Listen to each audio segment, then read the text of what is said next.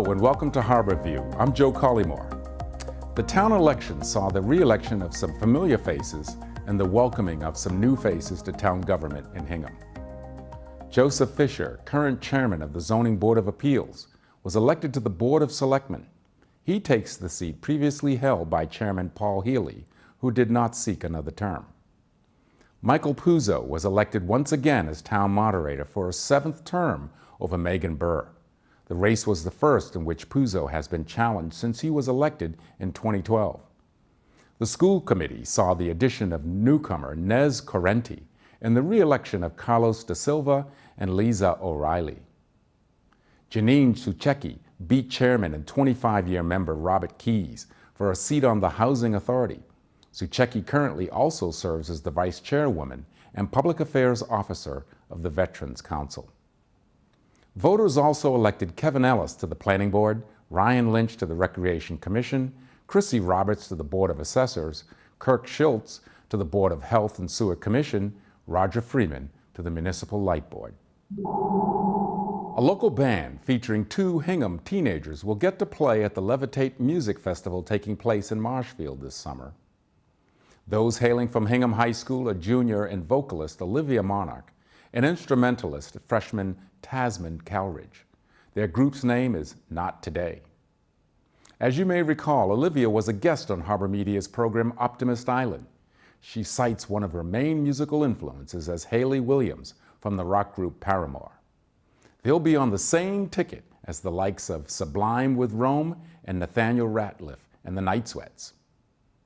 What an opportunity for these youngsters. This year's Memorial Day ceremony will begin promptly at 11 a.m. on Monday, May 27 at the Veterans Monument in front of Town Hall, where town moderator Michael Puzo will open the program. All veterans and their families, the Hingham High School Band, and Scouts will be provided seating. Honor color guards will be posted in the Veterans Monument, and the general public is invited to congregate in front of Town Hall for the event. The Hingham High School Band, under the direction of Brian Sincata, will perform several pieces of patriotic music as student-athlete Nick Capodalupo sings his rendition of our national anthem. The principal speaker will be Hingham resident Sergeant First Class Roger Knight of the United States Army. Sergeant Knight deployed multiple times to countries in South America and Afghanistan, serving with the Joint Special Operations Task Force, where he was awarded the Bronze Star twice for meritorious service in combat. After the official remarks, Town Clerk Eileen McCracken will read the names of those Hingham residents who have passed since Memorial Day 2018.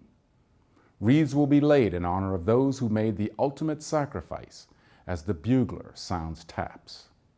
At the conclusion of the ceremony, all veterans and their families are invited for a buffet-style luncheon at the Grand Armory of the Republic Memorial Hall, served by Hart Catering. All student participants will be treated to ice cream on site, provided by Nona's of Hingham Square. In the event of rain, the ceremony will take place in the Sanborn Auditorium inside the town hall.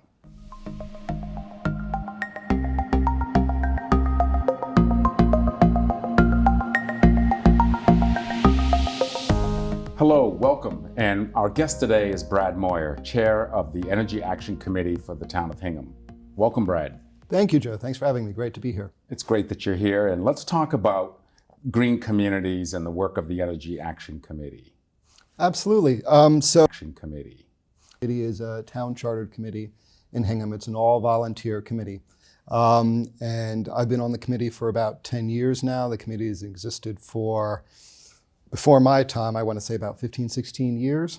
And one of the topics that we took on in the past couple of years was to decide to try to become a Green Communities, which is a Massachusetts Department of Energy Resources program started in the Deval Patrick administration and continued on in the Baker administration that rewards communities for adopting essentially 5 criteria to try to improve energy efficiency measures in the town, both locally and to contribute overall to a reduction of energy use in the state. Let's talk about the 5 criteria. Absolutely. So The criteria include as of right siting, so for zoning. So it wants to encourage alternative energy development and research. So if you are a solar developer and you're trying to find a spot where you can either invest in technology for solar enhancement or even manufacturing solar facilities, you want to know that there's a community waiting for you. So Hingham already had something like that on the books, which was very nice, so we didn't have to do much there. There's the second criteria, which is expedited permitting. So if you are that, say, solar developer and you want to use a site, you want a quick answer, and that means within a year. You don't have to spend purgatory before the planning board finding out is this going to move forward or not. So we guarantee you'll get that answer within a year time. The third is an energy baseline, and this is one of the more aggressive and challenging provisions of the three. But that basically says you're going to do a complete inventory of your energy use in the town on a municipal level, and then you're going to commit to reducing that by 20% in 5 years' time. So cross fingers, we're at ground zero on that one, so we'll see where we are 5 years from now. The fourth is a fuel-efficient vehicle policy, which basically says as you replace vehicles in the town's fleet, you're going to ensure that they are energy efficient according to the state's criteria for that. And then the last one was the stretch code adoption.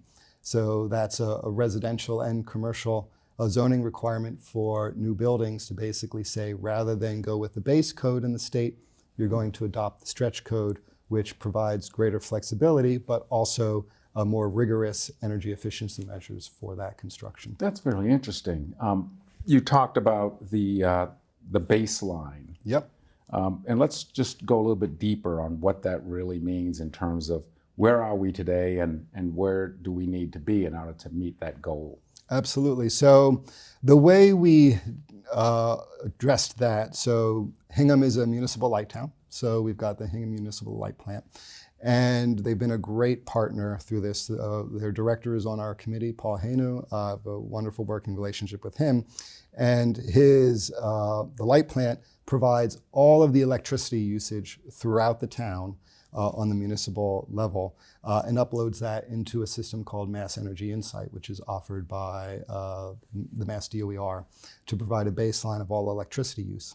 And then we also have investor-owned utility usage in the town, gas, by National Grid. So we take the information from National Grid, which they also upload into the Energy Insight. And then we had to do some on the ground, work on figuring out how much do our cars use every year in gas and so forth. And then we also add that to the system.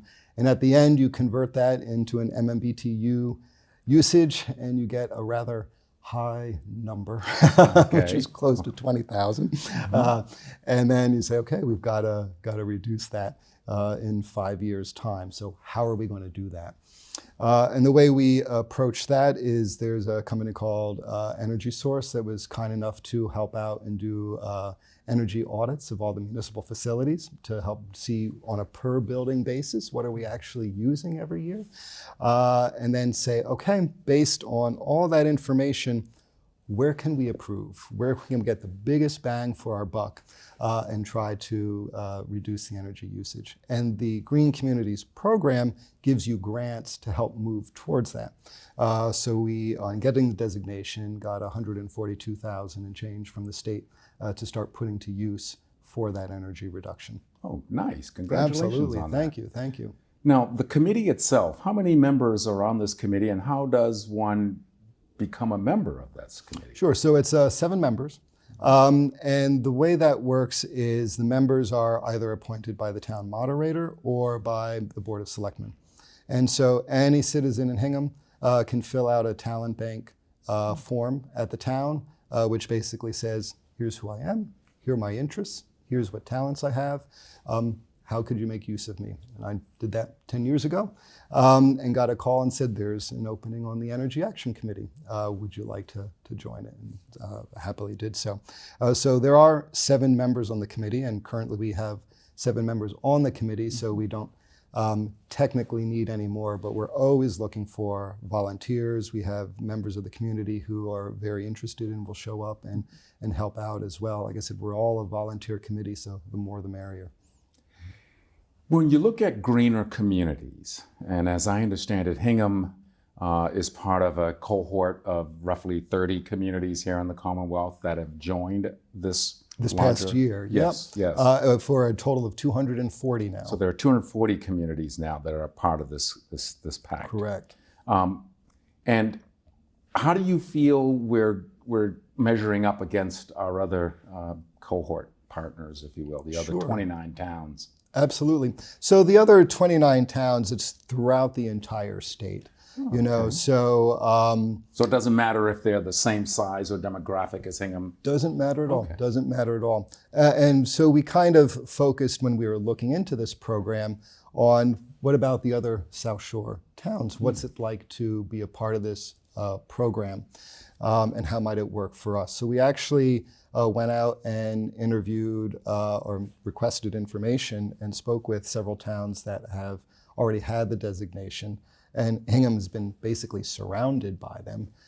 So we spoke with folks from Rockland, with Abington, Weymouth, Scituate, Cohasset, and even some of other towns a little bit farther north. Your Wellesley is one, Needham and so forth, to find out what's it like in this program. You're similarly situated to where we are. How does this work out? And it was just an overwhelmingly positive response, which was highly encouraging and making us want to take the plunge and do the work for it. And when you look at the criteria in terms of the footprint, the carbon footprint, if you will, of our municipal buildings, the carbon footprint of the vehicular traffic in our community. Yep. Does it suggest that we're going to see these brightly colored bikes showing up on street corners? You know, that's a dig. I know. Are we going down that path or what? No. Or we could if we wanted to, I guess. But no, it doesn't mean you need to do that. I think the program is very practical in its approach. So when you think about where do energy savings come from, we're all familiar with the brightly colored bikes or the solar panels and all the other new technologies that are coming on board. But oftentimes it's really about just being more efficient with what you have, you know, and that's really where we focus because we have a lot more control over that. It's a lot more accessible and ends up being much more energy efficient and contributes much more to energy conservation to just tighten up what you have as opposed to bringing on all the new stuff. Now, that doesn't mean you don't bring on the new stuff. It means you focus on both. And for us in the work of our committee, the first step is really focusing on, you know, tightening up what you have and conserving, and then we can go and bring on the new technologies when we have the bandwidth to do so. You know, I've heard the term of light pollution, you know, and perhaps it's a reflection of inefficient bulbs, the technology, and using LED technology where appropriate and the like. Is that an example of what some of the green communities are focused on? Certainly. I mean, bringing on LED lighting is a really good and easy way to bring about efficiency measures on a broad scale. So I know even just within Hingham, all of our street lights, the HMLP over the past year and a half has been replacing them all with LED lighting. And that goes a long way to conserving energy and is one of the easier things to commit to because it's replacing light fixtures as opposed to just needing new construction or redoing everything that you have. So, and when we look at our equipment, our motorized equipment, whether it's our trucks and tractors and the like that the municipal departments, DPW, operate, are you giving advice on perhaps looking when they go out and replace this equipment? Are they looking to get, you know, electric or propane gas-powered, liquid gas-powered equipment? Am I saying that right? No, absolutely. And so there are a couple of options for this. Now, under the program, a lot of your municipal trucks are actually exempted because there just really aren't commercially available technologies yet for your bigger vehicles. You know, think of like your fire trucks and things of that nature. So you're just not going to find that out there. So we focus more on the things that are available and that we can control. So your sedans and things of that nature, where hybrid or all-electric technology is readily marketable and accessible. And then we like to push for those outliers when possible and when it's available. But as you can imagine, with all things government-oriented and municipal, is going to come down to a budget at the end of the day. So really our focus is on the, you have the dream of what you want up top, and then it's like, but how can we make what we can do now a reality? And so by focusing also on, if you just tweak these measures or do this here, the savings you can get over a short period of time will make up for that immediate hit. So when you can approach it from a budgetary standpoint and show that energy efficiency and savings is actually greener, not only for the planet, but for your wallet, you can make a lot more progress. That makes an awful lot of sense. And I think we were sharing earlier about that, the existence of the green communities, which started under the Patrick administration now and championed by the Baker administration. And I think you shared that under Governor Baker's leadership, the amount of commitment has increased. Yes, they increased the budget. So if I recall the numbers correctly, I think it was originally a $10 million budget annually, and during the Baker administration, they increased it to $20 million. Which encompasses the growth in the number of communities. So when you think the program's been in existence for about 8 years now and has gone from 0 to 240 in that time. And every year when new communities come on, they get a sizable grant. Like I mentioned, Hingham got $142,000. And that will vary based on the population of the town, as well as the per capita income of the members of that town. So it will fluctuate to a town's needs. And then also you can get competitive grants. So it's not just that initial grant, you're going to spend that towards your efficiency measures, but they're not going to get you all the way to 20% reduction. So you can go back every year to the state and say, I've identified a new project, can I get some assistance with that? So when you have the growth in communities and the needs continuing and the competitive grants coming in, the increase in the budget was fantastic for helping to keep the program not only alive, but thriving. I was really impressed with the efforts that went forward to bring about our departing from the single-use plastic bags. Right. And the involvement of our young people in that campaign was really impressive. And I'm curious as to what, if any, opportunities might there be for our students in our community to be aware of this work that you're doing, that the Energy Action Committee is doing, and how might you be able to embrace some of their ideas going forward? Absolutely. It's a very timely question because now with our having achieved the green community status, our committee is actually evaluating, okay, what perhaps broader remit can we undertake? What more can we do?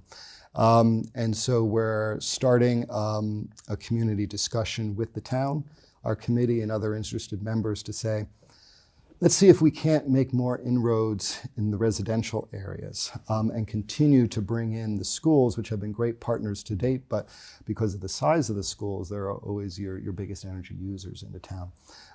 And students have been very active in the high school. I can't recall the name off the top of my head, but there's like a green group within the high school that we've had touch points in the past with and are quite active. And it would be great to bring them into the conversation and see how can we move more into the schools and the residences. And the students are a perfect pathway for that because they're really interested and hungry for this kind of technology and action. And they can bring that into the home with them. So we hope to engage at that level. Is there anything else that we should know about the work of the Energy Action Committee that you haven't already shared? I think what I'd like to emphasize with it is we can only do what the citizens of the town are willing to do.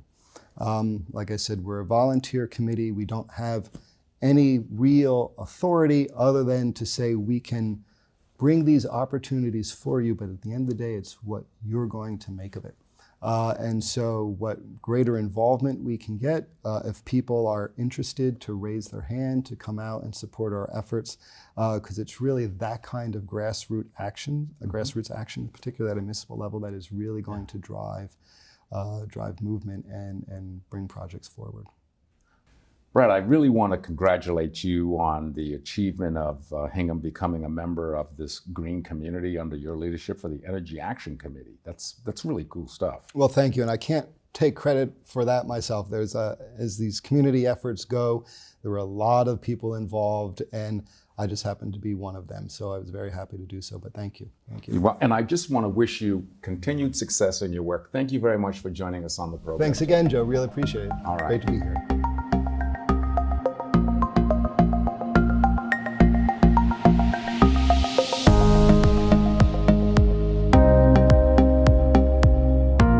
Our next guest is Neil Wood, a member and co-producer here at Harbor Media of Optimist Island. Welcome, Neil. How you doing, man? I'm doing great. I gotta tell you, I am so happy to have you here and just sitting and talking to me about Optimist Island. What is Optimist Island all about? Yeah, it's a show I came up with a couple of years ago where, well, let's compare it or contrast it to the news. Right? Okay. News is so negative, morning, noon, and night, it doesn't matter. And I wanted to let people know that there are some things in the world going on that are actually quite positive. So the people I've brought on the show are people who are making a difference in one way or another.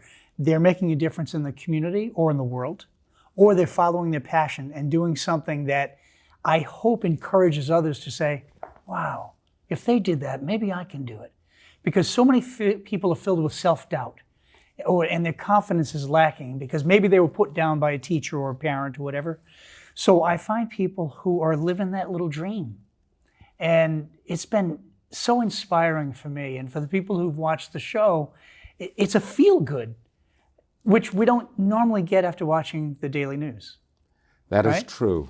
I mean, you know, when we look at our contemporary news today, if it bleeds, it leads. Yes. And if it doesn't, then it's ho-hum and it's That's not right. newsworthy. And you're right on target. People are hungry, I think, for some positive messages today. Yes, and they don't know where to look. And I remember even when I was 16 years old, I talked to one of my neighbors who was very, very wealthy, and I said, I want to start a newspaper called the Good News Newspaper. This is when I was 16, which was many, many years ago.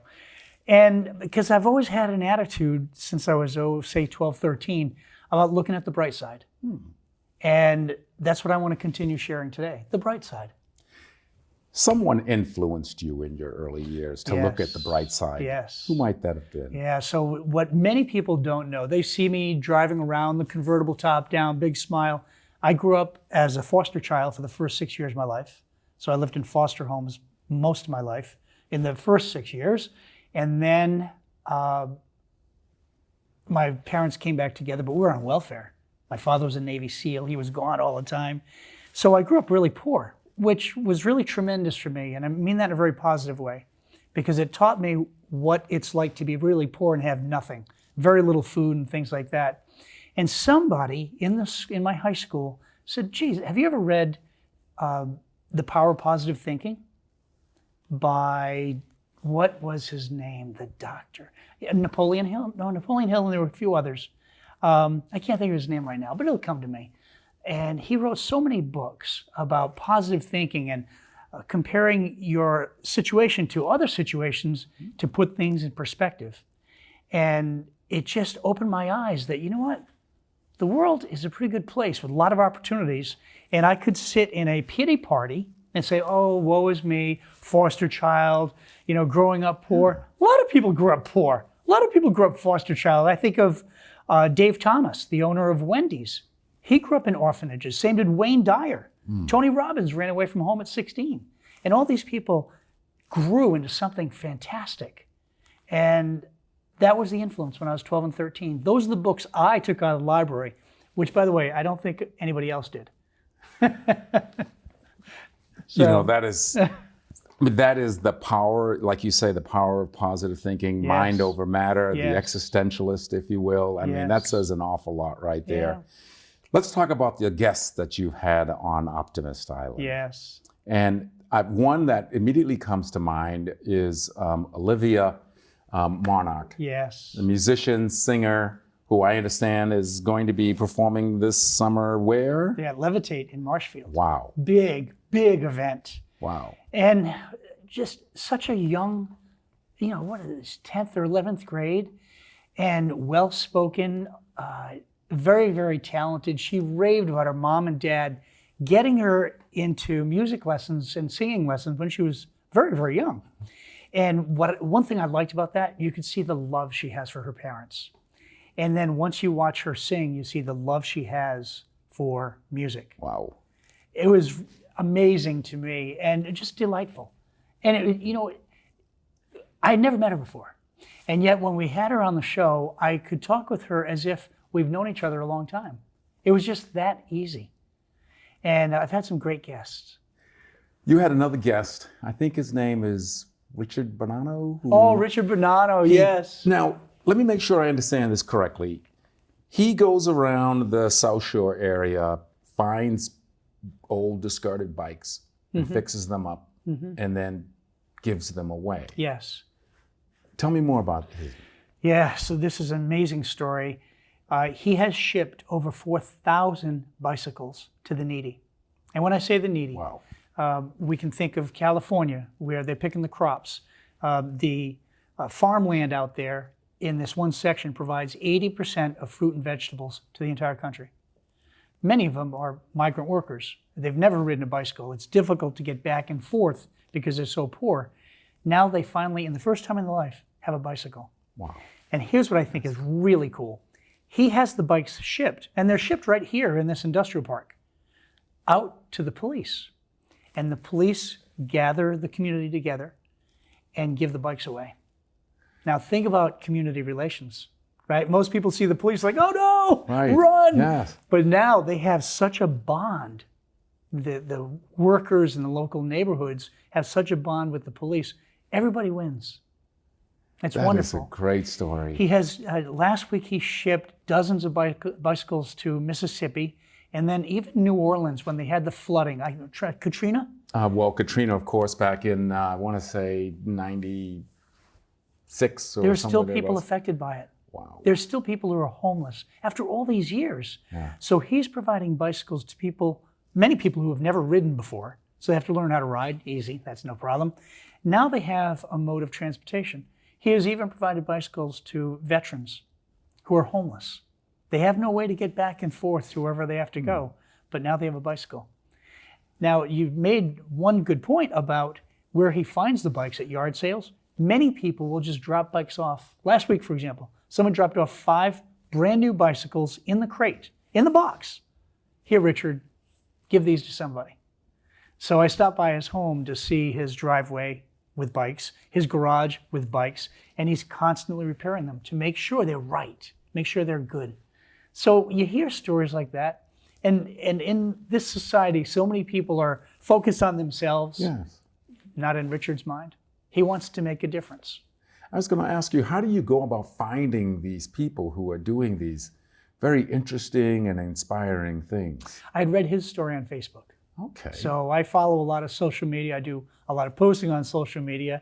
It's one way I found 2 of my guests in the past month, and that was Pat McCauley from Eat Green, Make Green, and Everybody Water. These are 2 young ladies, Megan Hayes and Kimberly O'Reilly, who are providing water to countries overseas like Honduras and other countries that don't have fresh water. And here, something I found fascinating, because you and I get up in the morning, we take a shower, go work out, go do our thing, take another shower, have a big glass of water. In some of these developing countries, the women and the girls have one role. It's not to go to school. It is to provide water for the family. So they have to walk 5 miles and dip a pitcher into a filthy mess of water. It's not even clean, and trek back 5 miles and provide the food for the family. So they have to skip school. What Megan and Kimberly are doing is providing infrastructure so they can get water, fresh water, clean water. So now water is going to be more available, and now the girls can go to school and get an education. And so with this water that they're packaging, and are they also selling it or making it available here in the States? Yes, and especially in the Hingham area, Okay. a lot of the stores have said, yes, absolutely, we'll sell it, and the proceeds go towards building up the infrastructure. I love stories like that. That's fantastic. You know, and especially the South Shore is pretty rich. I mean, there are a lot of wealthy families here, and it's a wealthy community, and even my daughter, who's in college, has teased me, Daddy, you raised me in a bubble. You know, and I said, well, we could have just raised you on welfare like I did, if you prefer. But many people do live in a bubble, and yet I find so many people who want to give back. Because I do believe, and I've chatted enough times with you to know where your heart and soul is. We are not here on earth that long. We're going to be dead a lot longer than we're alive. And I know that you and I have a similar mission. Touch people's lives and to make a difference and to share optimism and inspiration and hope while we're here. That's what it's all about. I mean, at the end of the day, it's all about what's going on between, as they say, the dash. Yeah, the dash, exactly right. I wonder how many people know that. That's a great poem. I know, and don't ask me to recite it because I couldn't tell you. I couldn't either, but if they looked it up, great. The dash. Yes, the dash. You know, what did you do between the day you were born and the day you passed? What filled your life? So the reason I like the show so much is because I get to share these positive stories. And I walk out of the studio and I'm just supercharged. I like the name Optimist Island. How did you come up with that name? Well, my license plate was OPMIST, Optimist, right? And it started again when I was 12, learning about optimism. And it was Dr. Norman Vincent Peale is the author. There we go. Yes. And there was Napoleon Hill, who wrote Think and Grow Rich, which is not about becoming rich. It was about overcoming adversity. And he wrote that right after the recession in 1929. This book goes way back. So it's books like that that I've shared with other people, and it has brought optimism into my life. Because I do believe that no matter what we've been through in life, it's not what happens to you, it's what you do with what happens. How do you turn it around? Right? Yes. You have two options in my mind. You can wallow again in self-pity, like we talked about, or you can say, okay, well, where do I go from here? What do I do? Because I think back to one of the mentors I had when I was 19 years old. He was a fighter pilot in Vietnam, shot down during a bombing mission, became a prisoner of war for 5 years in Vietnam, living in a cage. And when he came out, he had the best attitude. Now, he had a good attitude going in, but when he came out, he said, Neil, every day above ground is a great day. And so he was my mentor at 19. Imagine how lucky I was. Oh, indeed. And he said, you know, Neil, because he had heard my story, he said, it's unfortunate that some people go through tough times, but here's what I've learned over the years. Your life is in your hands. You can't blame it on your parents or the government. It's up to you to make things happen. He said, you have to just take personal responsibility. It's like a big aha moment for me. What does a bad day look like for you? I have to believe that with all of your optimism, there's got to be a day when somebody cuts you off on the Southeast Expressway or whatever, and it just really pisses you off. Like, how do you process out those feelings? First of all, I'll never have a bad day. We have moments. A day is too long to ruin. But I have moments, and when something crazy like that happens, I say to myself, they're just having a bad time. Who knows what happened? I went for a run at Nantasket Beach, put my brand new sandals and my brand new t-shirt that said, Aloha. I put a dish in the rocks. And when I came back, they were gone. And there were two ladies sitting there with the chairs, and I asked, did you happen to see my sandals? Yeah, a little woman was walking that way about half an hour ago. Oh my. And at first I was disappointed because they're brand new sandals, really good, expensive ones. Oh, gee. And I love the shirt. And I thought to myself, she needs it more than I do. So I just put things in perspective. That if someone does something to me that would really irritate some people, I just try to wonder what's going on in their life. And maybe they're just having a bad day. But I will never let it ruin a day for me. I'll have moments where I get knocked on my butt, right? Yes. Emotionally, and like, whoa, I can't believe that happened. but I picked myself up pretty quickly because I've had to since I was a child. You learn to just be resilient. What would you say to our political leadership, notwithstanding one side or versus the other side, but because I feel like both sides right now have this acrimonious state of mind where they just can't seem to agree on anything. Right. What kind of message would you like to tell them? Be leaders. Be role models for us. I don't see that right now. I don't see anybody being, when, I don't want to get too political with this, but you brought the question up. I am looking for leadership in this country. And to that, that's why I said, be a role model. Be something I could look at and listen to and say, wow, that guy's bringing us somewhere. Because right now it's just a lot of conflict. It's very, very negative. It doesn't matter what side of the political spectrum you sit on. Nope. Even back a generation or two back, our leadership was willing to, as they say, work across the aisle. Mm-hmm. You couldn't get something done unless you involved the other side, so that everybody could feel good and feel like they had a piece of the success. Yeah. I don't know that we have that mindset now. It's like it's an all or nothing. Right. Compromise is a foreign concept. Mm-hmm. And so I think that's to your point about we just want good, consistent leadership, That's regardless of which side of the fence you sit on. Absolutely. I'm with you on that. I'm a firm believer in it. There's a book I read in 1987 by Stephen Covey, The 7 Habits of Highly Effective, not successful, Right. effective people. Right. And one of them was think win-win. How can, tell me what you want. Let's negotiate. I want you to walk away happy and say, okay, good, I got what I wanted. I also want to get what I wanted. I don't see a win-win type of philosophy going on right now in politics. I see it's me, I want what I want, you're not going to get anything. That nobody really wins in that. And I'd rather see a mindset where it's like, okay, how can we? We're on different sides of the aisle. Okay, you're Republican, Democrat, but how can we do what's best for our country? That's what I would like to see, and I don't know if it's coming up in the next election. I don't know, but I don't see it with our current leadership. Let's talk about your next guest that you've got on the drawing board coming up here. Who are you looking at bringing into your program, Optimist Island, to interview? I've got a couple people brewing right now, and I'll know more soon. Okay, so we don't want to let them out of the nothing out of the hat, so to speak. No. Are there particular themes that you're looking at exploring? Community services. People who are giving their time. They want nothing for it. They're giving their time to make a difference, and it's for particular age groups. So I like to the people I'm thinking about going forward are working with the youth, because we've had such nationwide. There's such a terrible drug problem, as we all know about. We read about every day, sadly. Yes. And so these folks are doing things with some of the teenagers to build their self-esteem, to build their confidence, to give them a sense of purpose. And I've found we can't save everybody, but we can save a lot of people.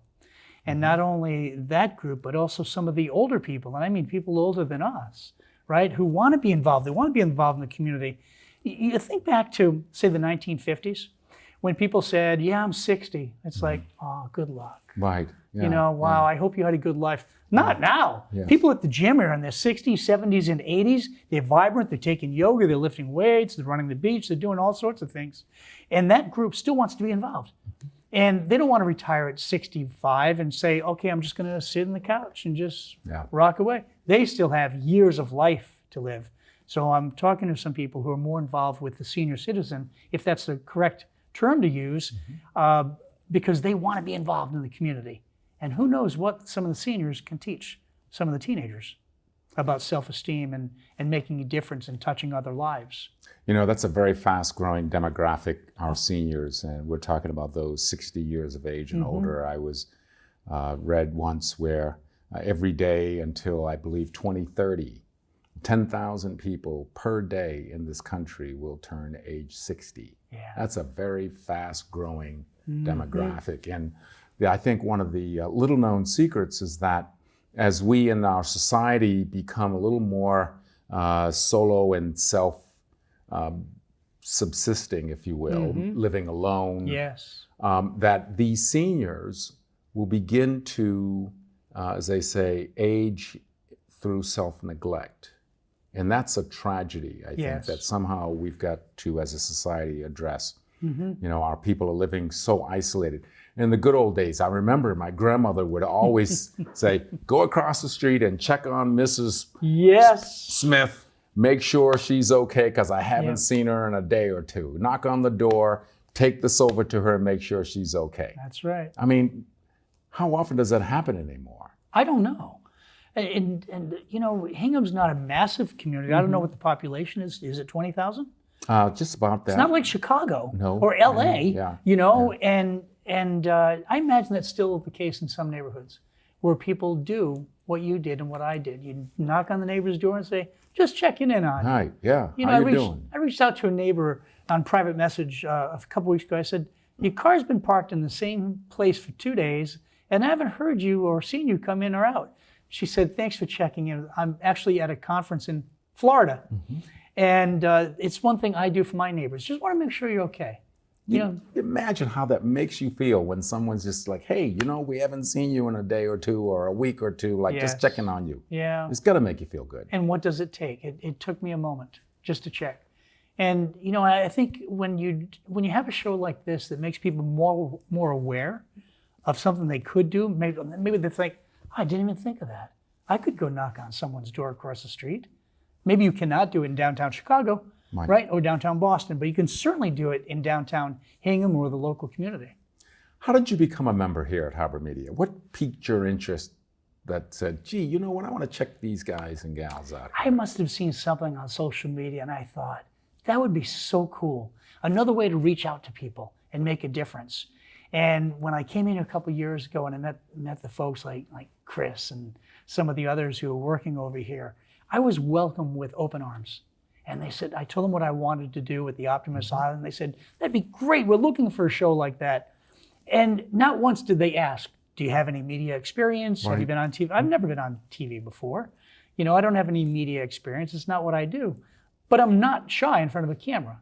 And when my purpose or anybody's purpose here, including yours, is about helping others, we forget about ourselves.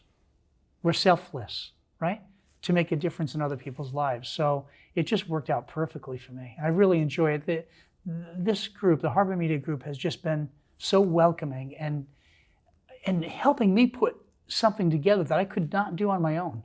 I couldn't shoot this on my iPhone, right? And they have such a broad reach, and their intentions are in alignment with our intentions, aren't they? Indeed it is. How can we make a difference in the community? Yeah. In a positive way. Absolutely. Right. I mean, I joined Harbor Media as a member just by attending a meetup. On social media, it was an advertisement of a meetup of people interested in film, people interested in broadcast journalism, and having retired from education publishing after 40 years, I said, gee, you know, what do I want to do next? I'm not going to just sit on the couch and pick lint out of the navel and watch the news. I want to do something. Yeah. And I decided, what am I passionate about? Yes. And it was the performing arts. And so it was just a natural to attend this meetup out of curiosity and to be welcomed as warmly as I have been. You're right, this is a very special place. Yes. Your name has come up many times in the town we live in. People rave about you. You're too kind. Well, they do, because whenever you show up, it's in a giving manner. It's, how can I help? What can I do? Because we've been involved in similar communities, and you're a rock star. People geez. just Now you got me blushing and my ears are turning red up top. Easy does it, Neil. People just think the world of you, and it's one reason I was so grateful to meet you. And once we met, it was like instant chemistry. Of course it was instant chemistry, and you are an inspiration for me as Thank well. And you are a constant reminder of going out and starting every day like it's the last day you're on the planet for you. If you live it with that kind of gusto. Yes. I mean, and I like your point about the fact that you're not having a bad day. Right. It's just a bad moment, which can go and come and go just as quick as it arrived. Depends on your attitude and how you overcome that. That's right. Yeah. Again, we talked about it it's not what happens to us, it's how we react and what we do next. Yes. So if someone cut me off on the highway and I start beeping the horn and the whatever signals are flying. Yes, waving with one finger. Yeah, yes. exactly right. Well, then I'm upset. They're upset. Yeah. Who knows what it's going to lead to? I just let it go. It's like having a rough time. Good. Well, I wish you the best. And then I'm at peace. And that's where I like to be every day. I like to be at peace. You know, grab a sunrise video in the mornings and share that on social media. It makes people shine. What do you say to the listener who's watching this conversation and is considering perhaps venturing out to Harbor Media to explore membership? What would you tell them? Absolutely do it. Yes, this is such a terrific studio. The people are easy to work with. I know Chris Dolan has just guided me along in terms of how to put things together with the program. And even if I've had blunders, he's never told me. And it's just been so easy. And that's what I wanted, you know. So I met Farzad a few times and just some of the other folks who work here. You can tell they're doing something they really enjoy. And when we are surrounding our life or filling our life with people who really enjoy what they're doing, isn't life easy? It is very much so. There's no whining and moaning. Nope. They're just people like, yeah, let's get this done. This is so good. We're making such an impact. So it's been such a positive experience for me. Well, Neil, I want to thank you for coming on Harbor Views. This has been a real treat. And I'm going to ask that one day, not soon, but maybe further down the road, I'd love to come on Optimist Island. I would enjoy that. But put me on with one of those really interesting, exciting guests. That's all I'm asking for. Well, you'd be a very interesting and exciting guest. I would really enjoy that. Thank you for having My pleasure. Having us here. Thank you so much. This has been great, Neil. Thank you, Joe. Thank you. Thank you.